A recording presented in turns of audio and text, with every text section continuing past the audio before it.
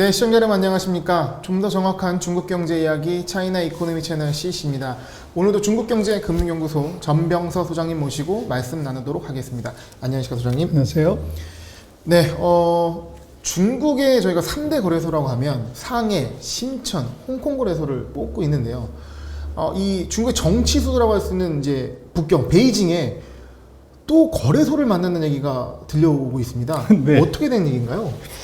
그래서 지금 우리 화면에 나가는 그림이 홍콩하고 상해인데요. 네. 뭐 거래소라는 게 요즘 같은 게 온라인으로 하기 때문에 뭐 어디 있은들 상관없는데 근데 상징이 3대 거래소면 충분한 것 같은데 갑자기 북경 거래소를 북경에도 따라 만든다 이거 좀 봐야 되는데요. 네. 지금 보면은 중국은 상해 말씀하신 심천 두 개가 이제 있었는데 네. 북경에다가 하나 더 만들어요. 진짜 본토는 상해와 심천이고 그렇습니다. 홍콩은 본토랑 좀 그렇죠. 애매하네요. 그런데 이제 이 북경증권거래소는 이게 지금 상해하고 심천하고 약간 달라요. 그래서 북경에는 뭐가 있냐면은 그 신산반이라는 게 있는데 그걸 여기다 이전 상장시키는 겁니다. 아, 이전 상장. 그렇습니다. 그래서 이제 이거 누가 얘기했냐 하는데 바로 9월 2일 날 9월 3일 날 시진핑 주석이 얘기를 해요. 네. 그래서 커추앙반도 상해에 있는 첨단 기술주도 2019년에 만들어지는데 네. 그때 2018년 11월 달에 상해 수입 박람회에서 시진핑 주석이 얘기를 해요. 네. 그리고 이번에도 북경거래소도 중국 국제 서비스 무역 박람회에서 시진핑 주석이 북경거래소를 만든다 이렇게 얘기를 해요. 네. 그래서 이거 보면은 꼭 왜 박람회 가가지고 이런 얘기를 하냐. 네. 또 한마디 하면 바로 또 만들어지더라고요. 그렇죠. 예. 그래서 또 이제 뭐 느낌은 이런 거죠. 그럼 이게 거래소 만들고 이러는 건 경제 금융 이러면은 국무원의 이제 뭐 감독원이나 재경부라든가 이걸 통과하는 리커장 총리가 발표하는 거 맞는 거 아닌가. 그런데 시진핑 주석이 지난번에도 상해 때도 이렇게 발표를 했고 북경 서비스 무역 박람회 여기 현장 사진입니다만은 여기서 이제 얘기를 해요. 네. 그래서 뭐 딴 얘기 좋은 얘기 이렇게 쭉 하다가 무슨 얘기를 딱 했냐면 바로 북경 거래소를 이 심천에다가 저기 만드는데 거기에 중소기업 발전을 위해서 이제 만든다 이런 얘기를 해요. 현지 반응은 어땠습니까? 이 순간에. 뭐 중국의 북경은 환호를 했겠죠. 네.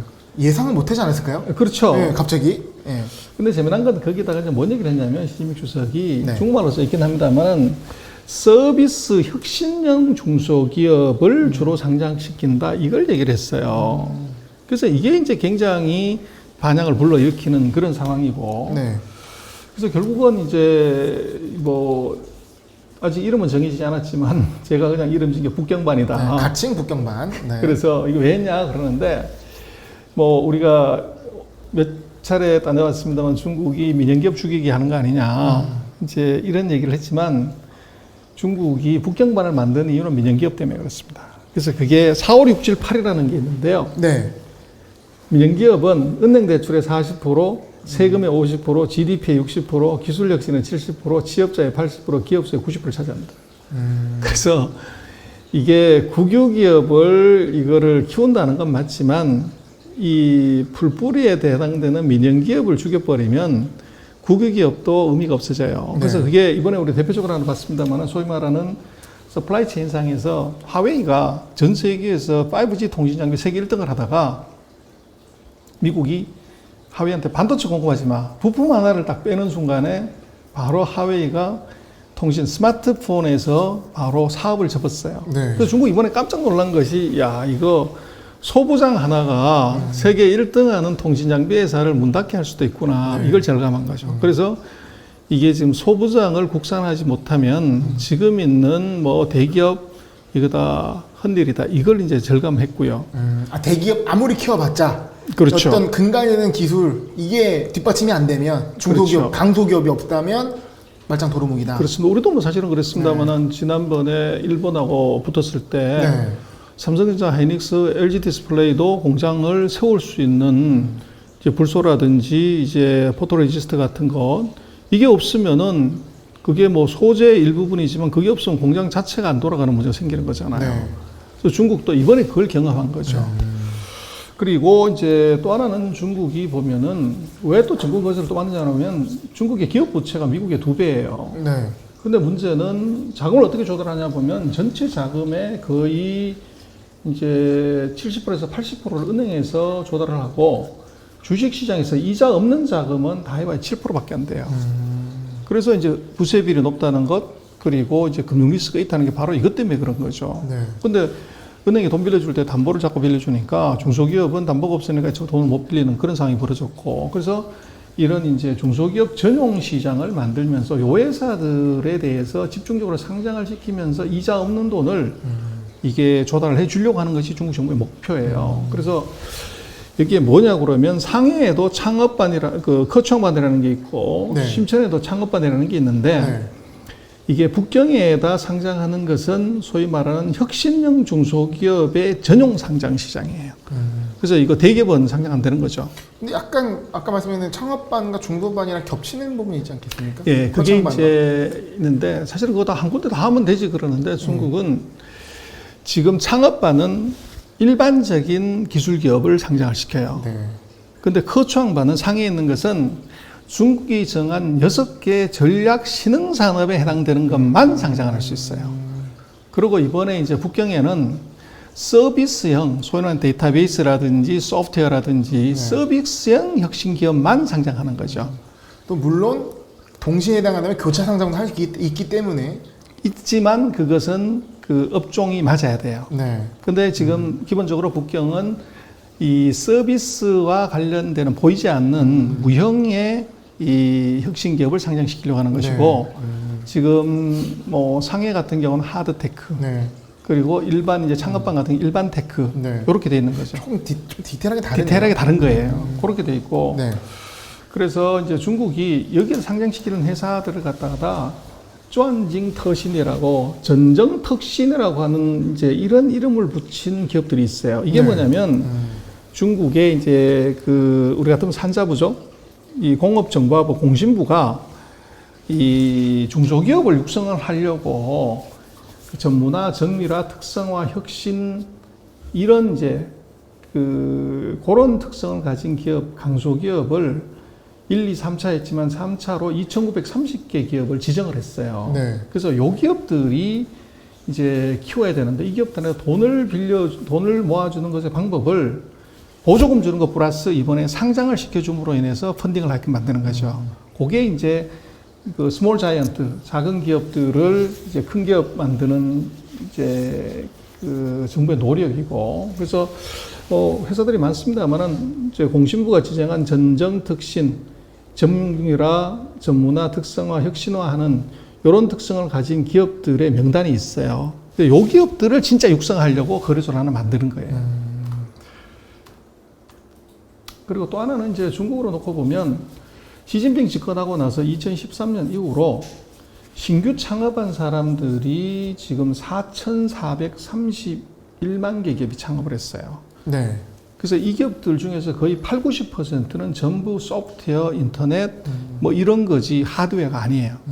근데 이렇게 많은 4천만 개 이상의 기업이 창업을 했는데 그럼 여기에 엔젤도 투자했었고 벤처 투자했겠지만 이 기업들이 이게 상장을 해서 그 자금을 회수해야만 또 투자할 수 있잖아요. 네. 근데 문제는 이제 소프트웨어나 컨텐츠나 인터넷 이 전체 한 7, 80%에 해당하는 이런 기업들은 이게 매출 규모가 작고 이렇기 때문에 지금 창업반이나科创반에 상장이 어렵게 돼 있죠. 그럼 이런 기업들을 그러니까 시진핑 집권 이후에 만들어진 4천여 개의 기업들이 엑짓을 할 수 있는 통로를 하나 만들어줄 필요성이 있는 거죠. 그래서 북경반을 만든 겁니다. 네. 그래서 근본적으로 이제 아까 잠깐 말씀을 드렸습니다. 증시 조달 비중이 2020년에 증시에서 자금 조달하는 게 7.24%고 은행에서 조달하는 게 93%예요. 그러니까 은행 위주라는 거죠, 이게. 그래서 이걸 안 바꾸면 금융리스크는 계속 존재하고. 그래서 뭐 중국은 증권시장을 90년에 상해에 만들었고 심천에 91년 만들고 요거는 장제민 때 만든 거죠. 그리고 중소반, 창업반은 후진타오 때 만들었고 그래서 시진핑 때는 2014년에 진산반, 창업반 그리고 이제 북경반을 지금 만들려고 하고 있습니다. 네. 그래서 이제 중국으로 놓고 보면 뭐 자기네 표현으로는 당층적인 자본시장 구조 뭐 이렇게 얘기하는 사실은 거래소 하나 만들고 거기다 이 보도만 만들면 되는데 사실 뭐 그쵸, 이게 온라인 거래. 그렇죠. 예. 근데 이제 여기는 그런 식 이런 삼각형의 닫힌 구조를 이제 만든다. 이제 그렇게 얘기를 해요. 약간 이제 중국이 점선면 좋아하지 않습니까? 바로 그겁니다. 약간 그렇게 이 느낌이 좀 나더라고요. 삼각형 만들어졌던 게 보니까. 예. 그래서 이제 북경 거래소가 뭐냐 그러면 아까 말씀을 드렸지만 우리 같은 코넥스 시장 같은 게 있어요. 네. 그게 바로 신산반이에요. 신산반. 신산반에 있는 회사들 중에서 그걸 이제 우리로 치면 A, B, C급으로 나눠요. 네. 그래서 A, B, C가 있으면 A가 제일 좋은 거라고 그러면 그게 이제 정선층이라는 게 있고 B라는 게 혁신층, C라는 게 이제 기초층 이렇게 돼 있는데 맨 꼭대기에 있는 정선층, 이제 셀렉트라고 하는 여기에 해당되는 기업 66개를 북경거래소로 상장 이전시키는 겁니다. 네. 그래서 우리가 뭐 코덱스에서 요건이 맞으면 코스닥으로 상장 이전할 수 있는 것처럼 먼저 그렇게 하는 거죠. 일종의 메인보드급으로 옮겨주는. 그렇죠. 네, 우량 기업들을. 그렇습니다. 그래서 그게 지금 북경거래소고, 그래서 이미 이걸 회사를 발표하자마자 바로 만들었어요. 근데 이게 다른 점이 뭐냐면 증권거래소는 다가 회원제잖아요. 증권회사들이 이제 돈을 내가지고 만들어서 거래 시스템을 만드는데 이 북경거래소는 신산판이 출자해서 만들어요.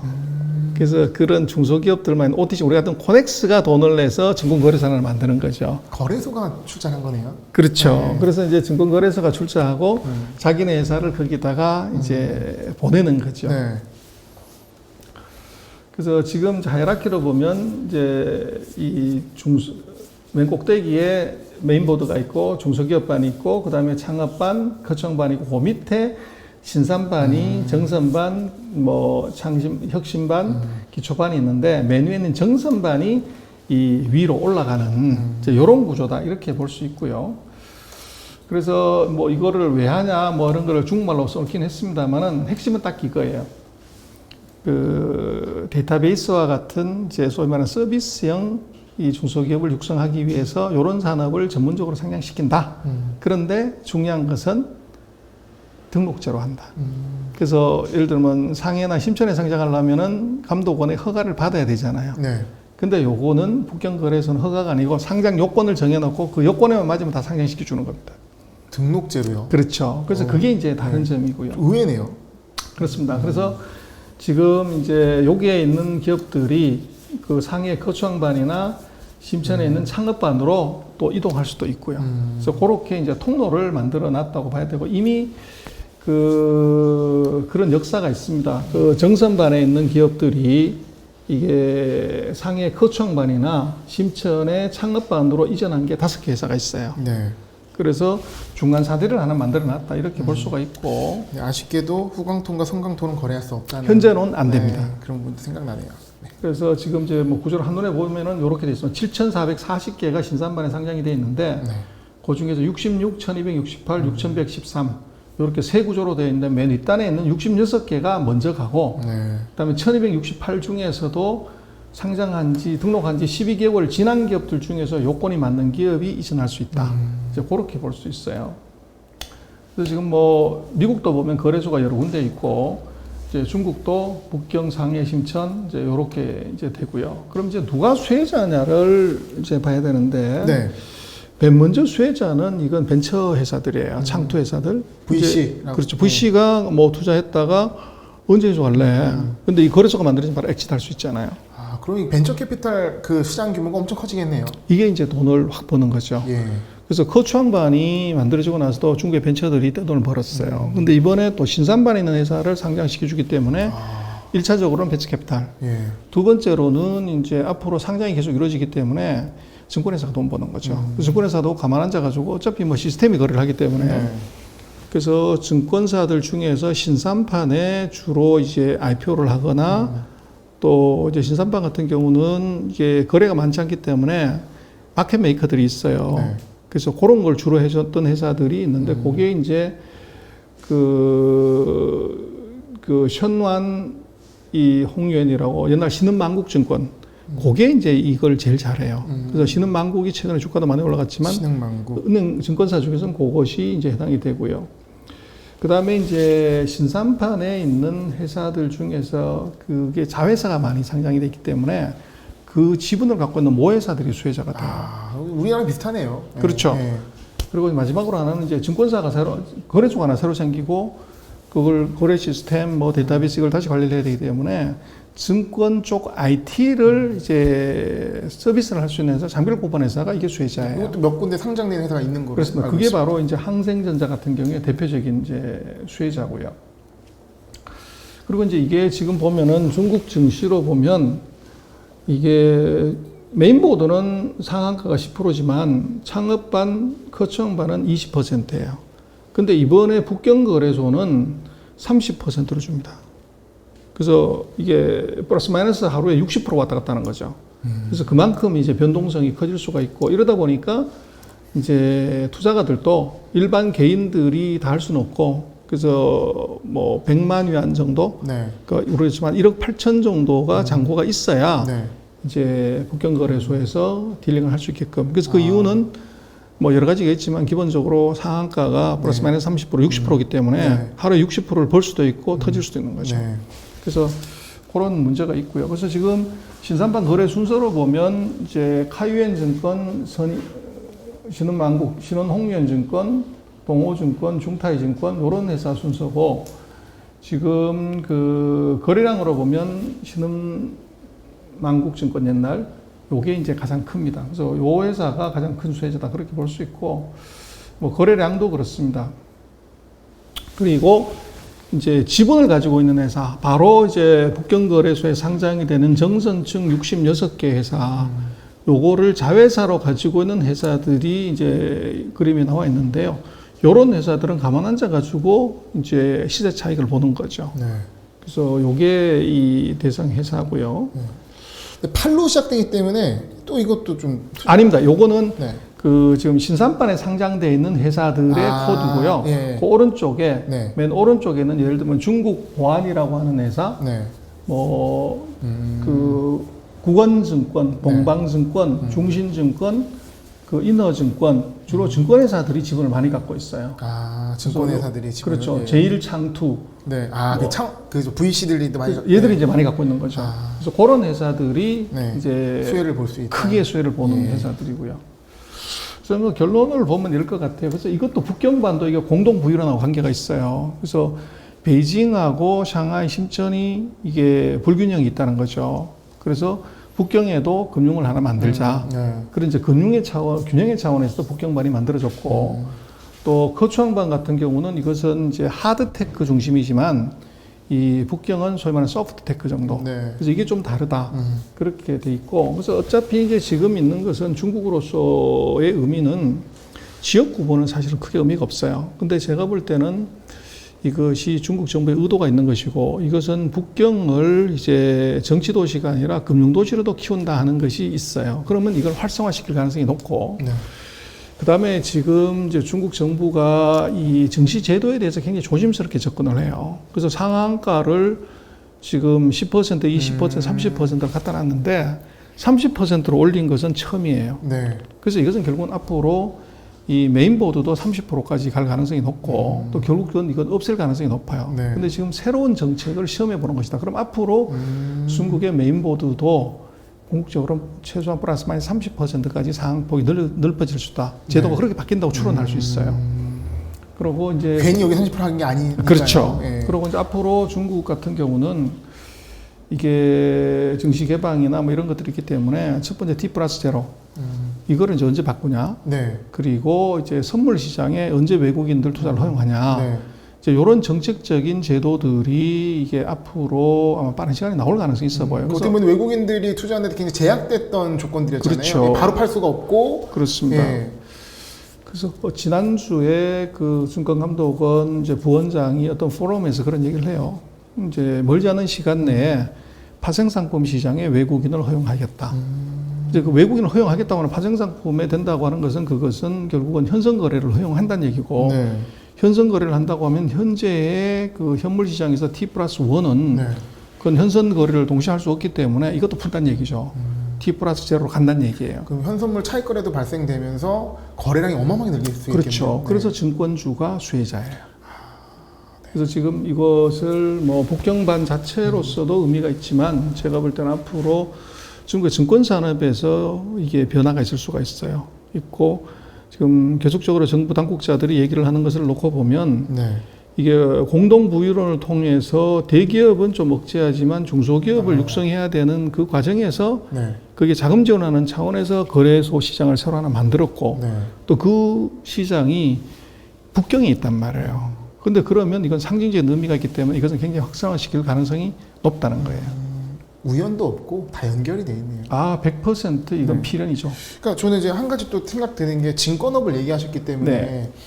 그 증권업 관련한 큰 이슈 중 하나가 말씀하신 이제 그 JP 모건이 진출한 거, 그리고 또 앞으로도 계속 그 자산용 시장으로 오는 증권업으로 그 100% 자본을 가진 외국 증권사, 금융사가 들어온다는 부분인데, 그 부분이 어떻게 보면은 현지 증권사의 악재로 보셨잖아요. 그러면 요거는 어떻게 호재인 거고. 그렇죠. 그래서 네. 이거 얘기는 결국은 전에도 말씀을 드렸지만 그 중국 증권사의 대형화가 이루어질 겁니다. 네. 그 회사 간의 통폐합, 네. 그리고 대규모 증자, 그러면서 다른 업무도 허용해주고 네. 이럴 가능성이 있죠.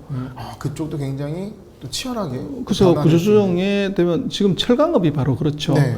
최근에 아까도 보셨습니다만은 이게 사이클 산업 중에서 비철금속, 뭐 철강업이 굉장히 주가도 좋고 이런 이유가 정말 이게 경기가 좋아서냐 보다는 탄소 중립 때문에 네. 탄소 중립을 마칠 수 있는 대기업들, 이 기업들은 살아남고 그것이 안 되는 회사들이 다 도태되면서 도태되는 기업의 마켓쉐어를 대기업들이 가져가기 때문에 이게 돈을 많이 버는 거죠. 네. 그래서 증권업도 마찬가지로 지금 100몇 개가 있는 증권사가 통합이 되거나 이제 기준을 못 맞추는 회사가 사라지게 되면 그 파일을 이제 대형 빅5, 빅10이 가져가는 거죠. 네.